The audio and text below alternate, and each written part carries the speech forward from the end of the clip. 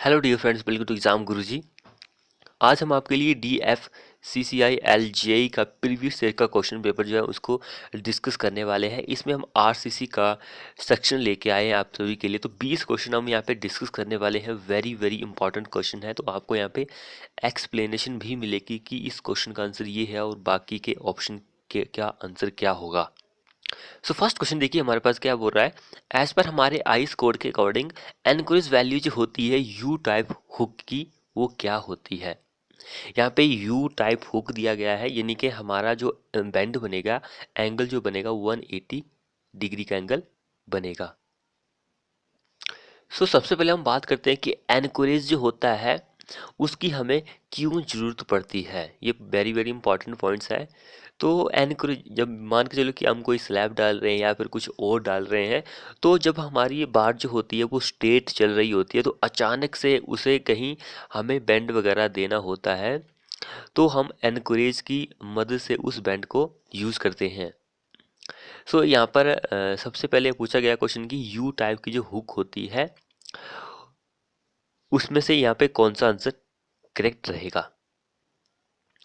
यहाँ पे मैं आपको सबसे पहले बता दूं, अगर आपसे पूछ लिया जाए कि 45 डिग्री का वेंट है तो उसके लिए एनकोरेज वैल्यू जो रहेगी वो कितनी रहेगी, तो वो 4 डाया रहती है, 4 टाइम्स ऑफ डायामीटर ऑफ बार। ये जो है डायामीटर ऑफ बार है, यानी कि 4 जितना डाया होगा, इनके 12 mm की बार हम यूज कर रहे हैं, तो इसको मल्टीप्लाई करके जितना आएगा उतनी हमारी एनकोरेज की वैल्यू रहती है।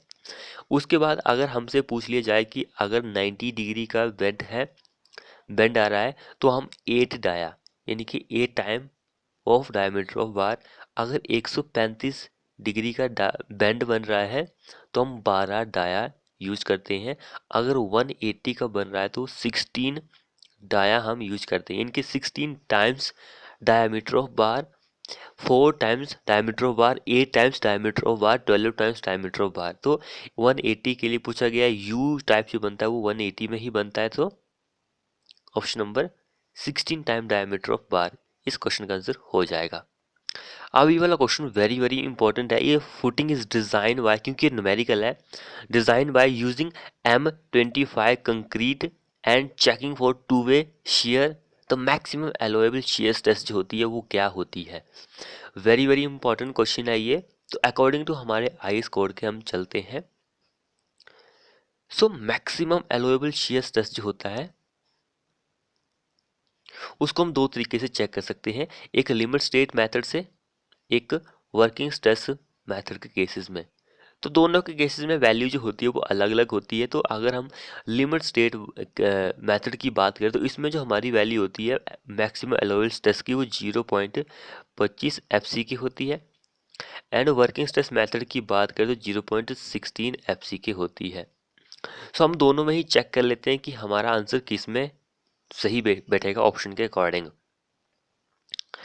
तो वैल्यू पुटअप कर दीजिए। हमारे पास एफ सी की जो वैल्यू दी गई है M25 दिया गया है, तो 0.25 FC के हमारे पास under root 25, 0.16 under root FC के 25। तो इसका अंडर रूट निकालेंगे तो 5 आएगा, इसका निकालेंगे तो ये भी 5 ही आएगा।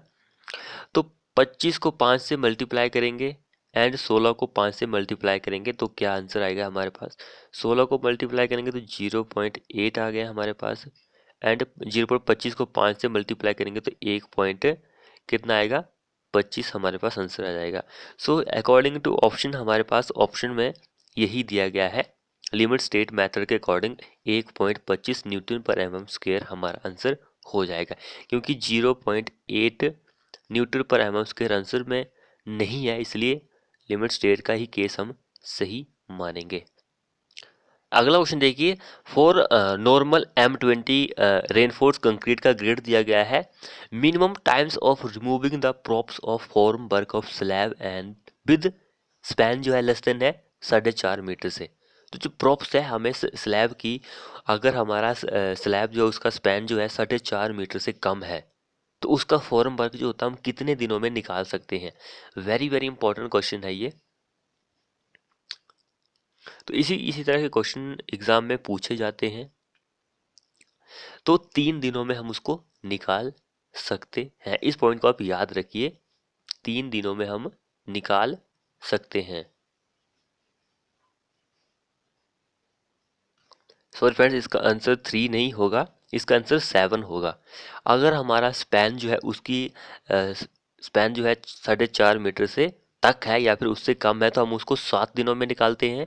अगर 4.5 मीटर से ज़्यादा है तो हम उसको 14 दिनों में निकालते हैं, उसके जो प्रॉप्स होते हैं स्लैब के केसेस में। सो 7 इसका क्वेश्चन का आंसर हो जाएगा।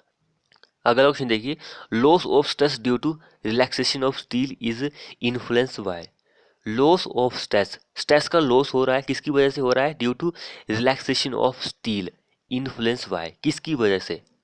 लॉस ऑफ स्ट्रेस जो हो रहा है due to relaxation of steel, तो वो इनिशियल स्ट्रेस जो होता है स्टील में उसकी वजह से लॉस हो रहा है स्ट्रेस में। ऑप्शन नंबर 4 इस क्वेश्चन का आंसर हो जाएगा। अब यहाँ पे देखिए ये न्यूमेरिकल पूछा गया है, what is the target mean strength Newton पर एमएम स्क्वायर में हमें बतानी है। अगर हमारे पास M35 का ग्रेड दिया गया है, इफ स्टैंडर्ड डेरिवेशन भी हमारे पास गिवन है, तो सबसे पहले स्टैंडर्ड डेरिवेशन जो होती है उसके बारे में आपको पता होना चाहिए। तो हमारे पास 2 ग्रेड ऐसे होते हैं, M10 एंड M15 जो होते हैं, उसका स्टैंडर्ड डेरिवेशन जो होता है 3.5 होता है। M20 से लेकर M25 के लिए 4 होता है एंड ग्रेटर देन M25 उसके लिए 5 होता है। तो M35 दिया गया तो ग्रेटर देन M25 से, तो इसका स्टैंडर्ड डेरिवेशन 5 ही होगा। तो ये बिल्कुल सही है। हमसे टारगेट मीन स्ट्रेंथ को फाइंड आउट करने के लिए पूछा गया, तो f m is equal to, आपको पता ही है कि क्या होता है, तो एफ सी के plus 1.65 multiply by standard derivation. Standard derivation हमारे पास गिवन है 5।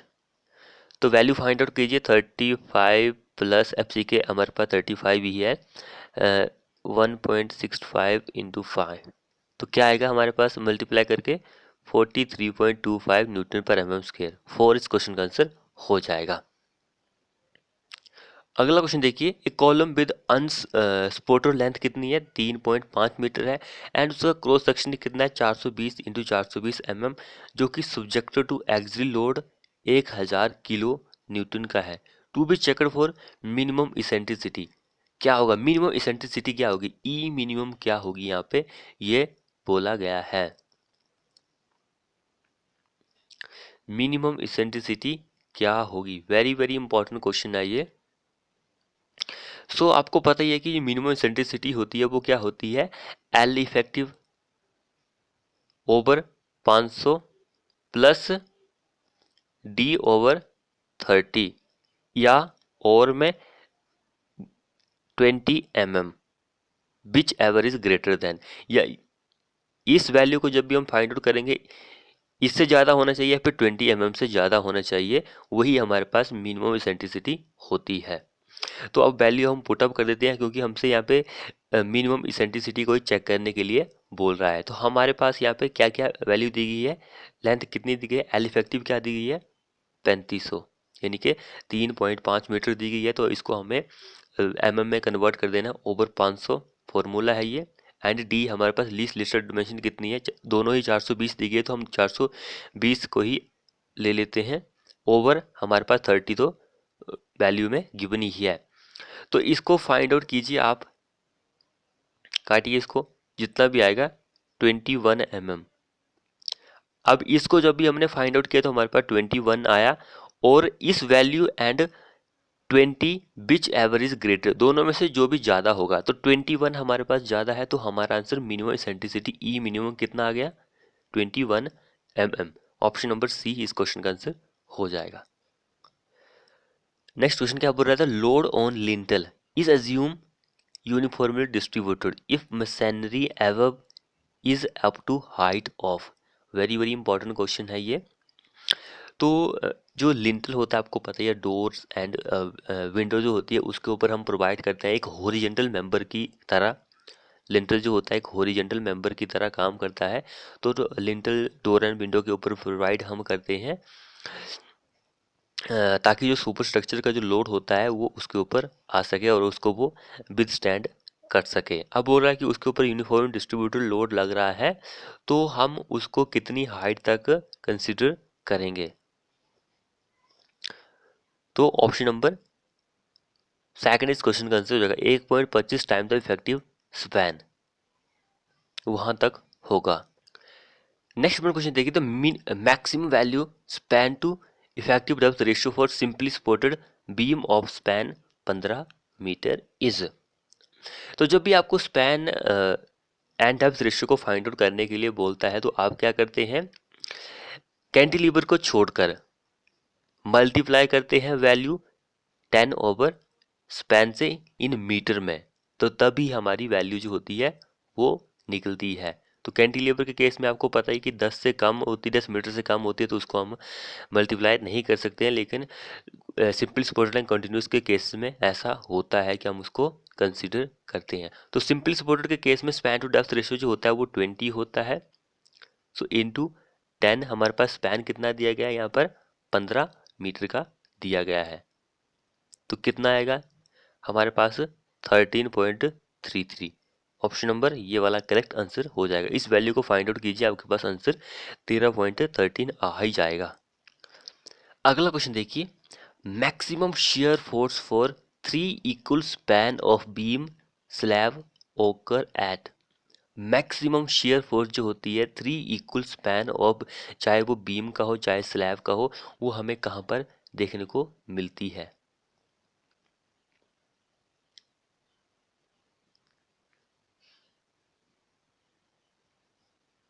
वेरी वेरी इंपॉर्टेंट क्वेश्चन है फ्रेंड्स। वीडियो को शेयर कीजिए अपने दोस्तों के साथ, ताकि उनको भी वीडियो का फायदा मिल सके। सो मैक्सिमम shear फोर्स जो होती है वो आपको देखने को मिलती है outer side of support next to support. Option number third इस क्वेश्चन का आंसर हो जाएगा। अगला क्वेश्चन देखिए, the grade of concrete used for prestressed member lies in the range of. So very very important question है ये।